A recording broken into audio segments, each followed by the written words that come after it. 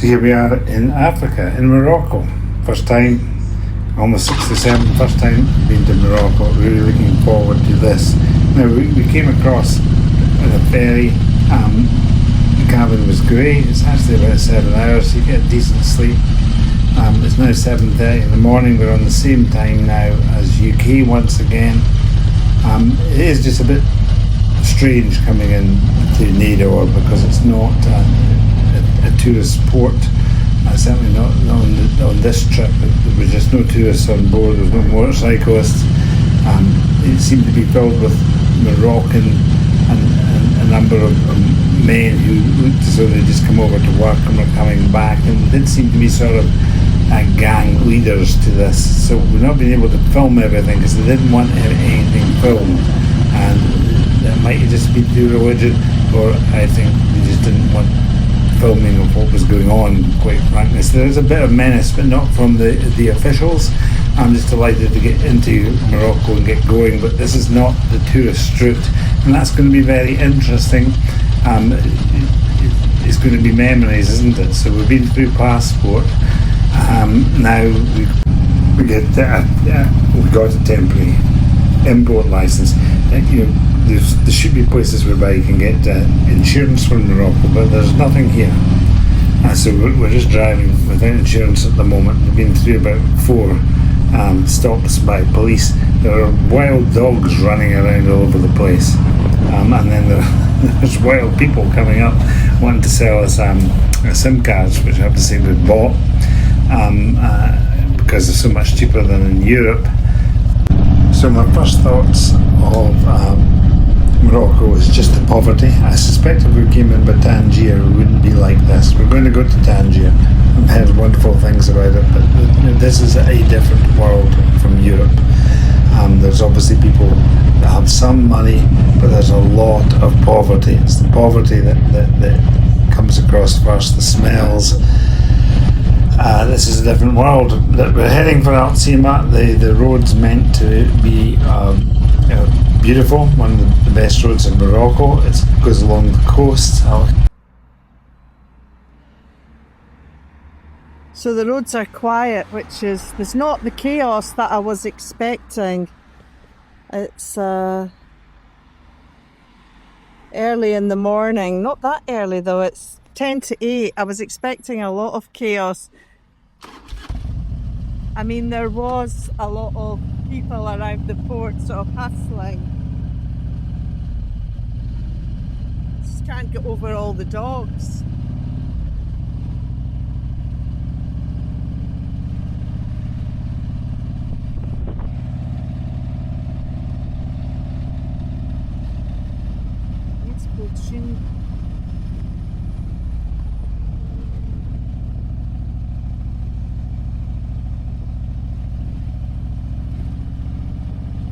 It's a lovely house, beautiful trees, right next to wastelands, big speed bumps.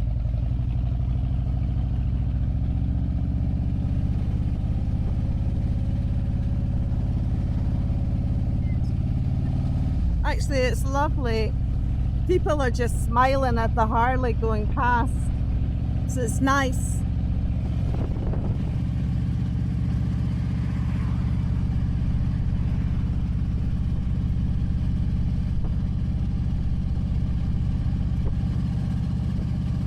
So this is Africa. I'm thinking of the Shakira song. What's really impressed upon me is everyone else speaks so many different languages, and of course we don't, and that is a sadness. Actually, I was never one that was that interested in languages, but now I realise that actually it's giving me a very narrow outlook. So I have never said this before, but I think I will be learning new languages. I mean, we think that the English language is king of the world, but we've been in parts of Spain and France and now Africa, where it really just doesn't kind of rate at all.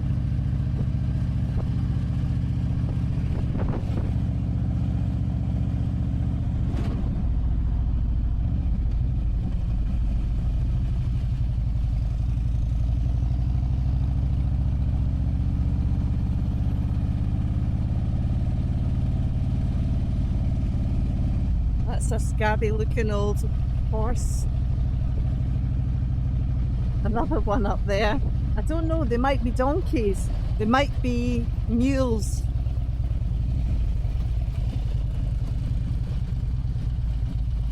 We had a great night's sleep on the ferry. Again, we just couldn't take footage on the ferry because African people do not like their photograph being taken.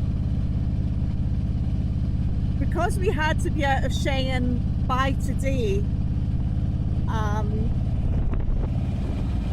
we just couldn't make it to Tarifa in time. So the route that we've come, we were the only British people, the only Europeans on the ferry, and it was quite interesting because they were staring at us, and I mean we all think that we you know, they were just staring at us because they could see the difference in the colours of our skin, although of course it's very tanned, my eye shape, and I have to say, they're just very curious.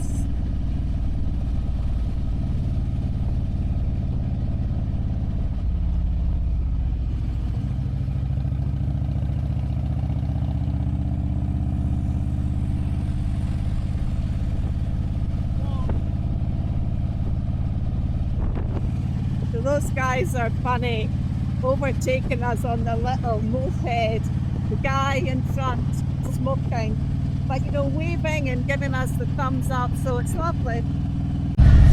Our channel's called Long Way Old, and I have to accept that I'm older, and technology's a challenge. I think it's a challenge for all of us that are older.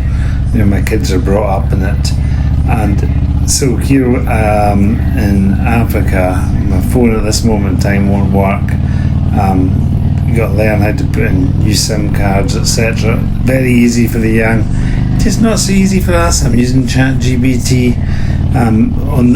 Before I left Spain, I realised I wouldn't have Google Maps. A bit of a thought, you know, a continent never been before. So ChatGPT is amazing. I mean, I can't keep asking my kids the most basic of things. In fact, I had a wee bit of difficulty even asking ChatGPT because you feel embarrassed because you should know these things, and then you realise you're talking to a machine, so you can ask it anything, it gives you advice.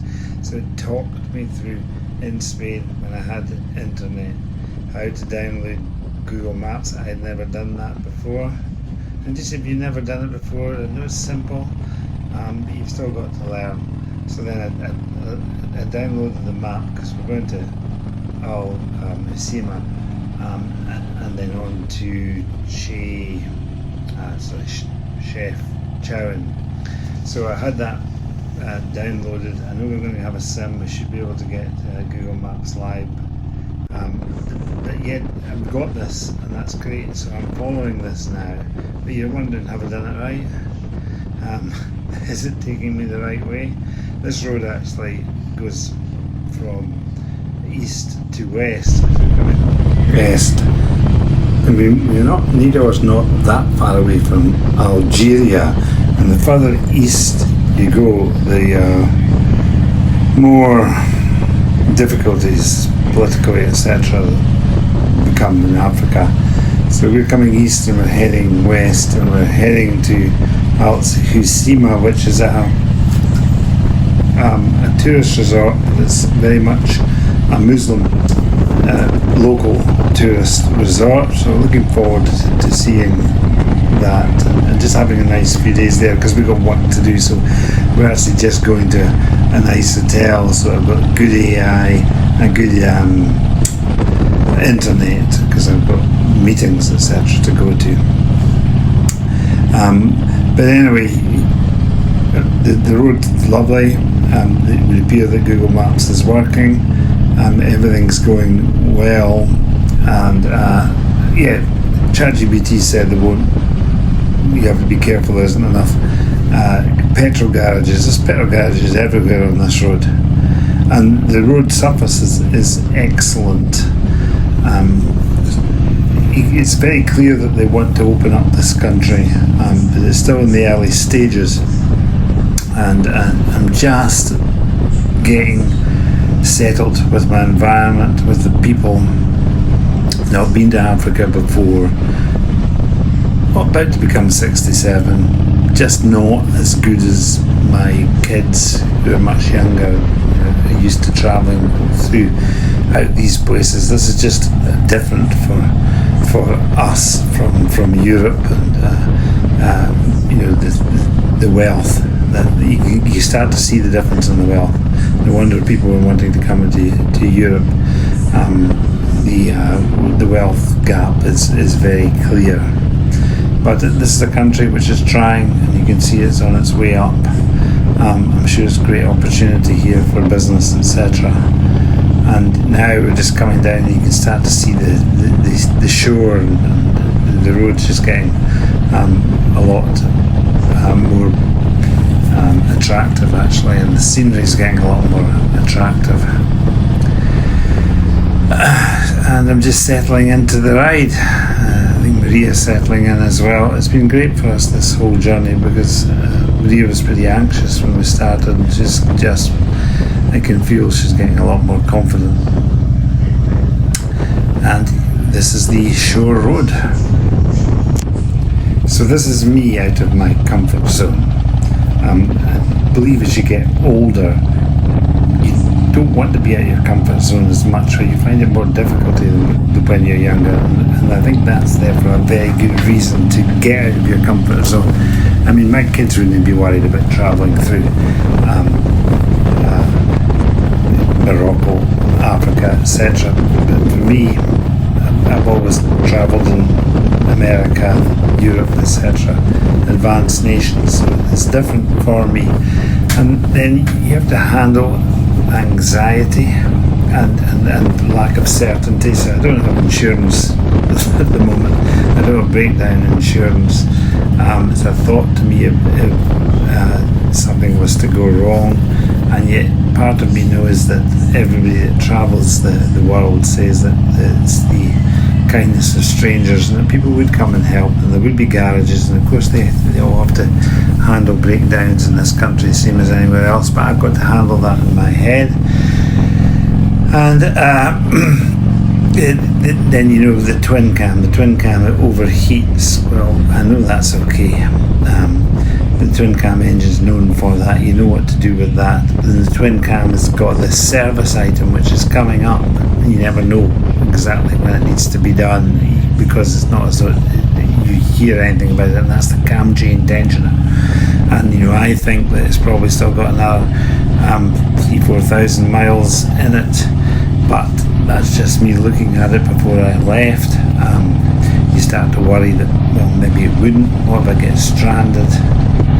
I've actually contacted a garage in Casablanca who said that they would do it for me, because I don't fancy doing it myself, just with the tools I've got.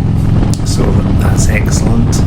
And of course there will be places that will be able to do these things, but you've got to handle all this in your head. And I think when you're older, it's just more difficult. But I also believe that if you just go to all the normal places where everything's laid out for you and there's no risk, etc., then I think you just get old quicker.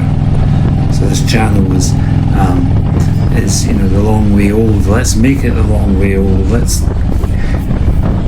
stay young for a long way, and we're loving what we're doing here. I think it's we want to do the easy things, you want to stay in your comfort zone, but the things that we'll remember over this trip will be all the the aspects when we're out of our comfort zone. Now you can start to see the beauty of this road. It's actually a mist this morning. It's warm. I've just got rolled up sleeves. It's very warm, but there's a mist which is keeping it a bit cooler. Perhaps the Mediterranean starts to get a bit more cloud in September. There is the change of the season, but it's still very warm. And look at the colour of the rocks and everything. It's very beautiful. Just I'm feeling more comfortable. Bike's going great. The roads are excellent. I'm going to have a wonderful trip.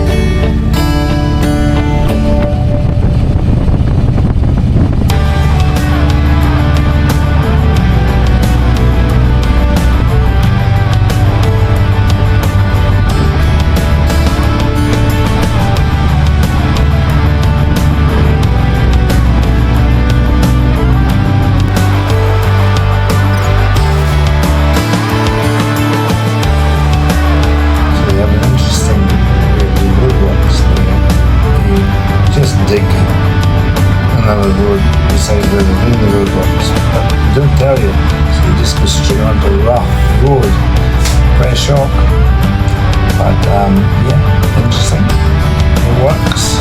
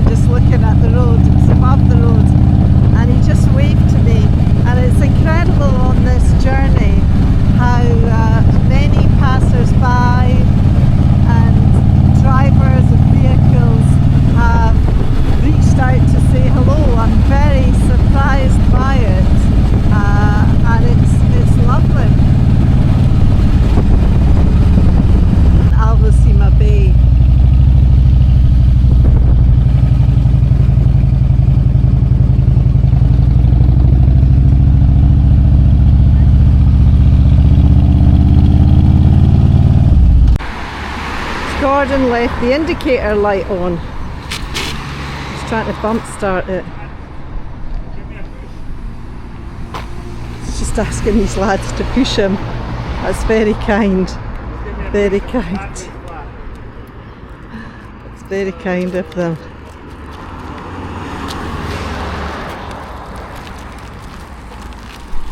So Gordon is having to use his battery charger because he left an indicator on.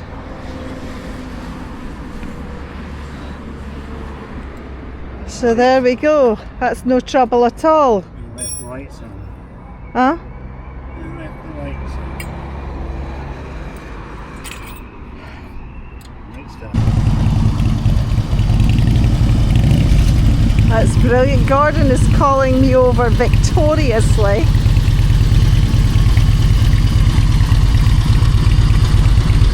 Right. He told me it would take half an hour, I but just let the battery rest and it started. I didn't have to use the charger. okay. I want to keep the engine going now. I'm begging too hot. So I can get it on flat.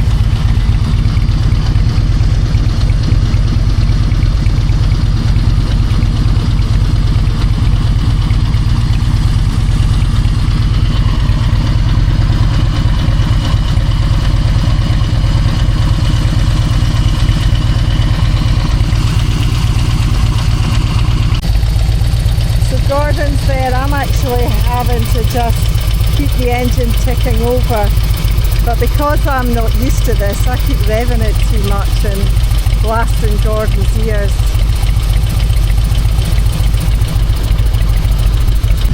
So the problem with keeping it ticking over while we're reassembling the bike is it could easily overheat.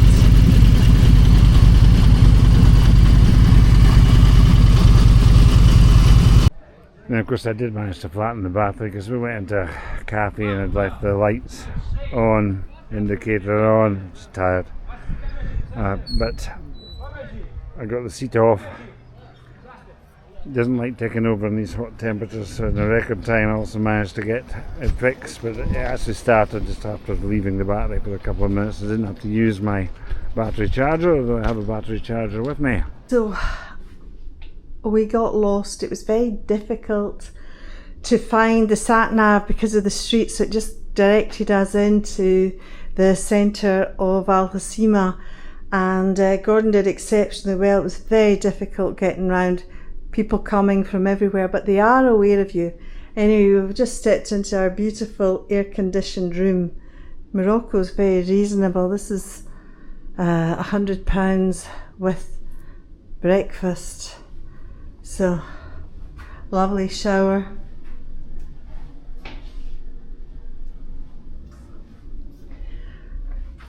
And then our own terrace. We've actually got a lot of work to do. I mean, you can get really nice places cheaper, but because we've got a lot of work to do, we thought we need to be somewhere where we can rely on Wi-Fi and just get through our work and then get on with our trip.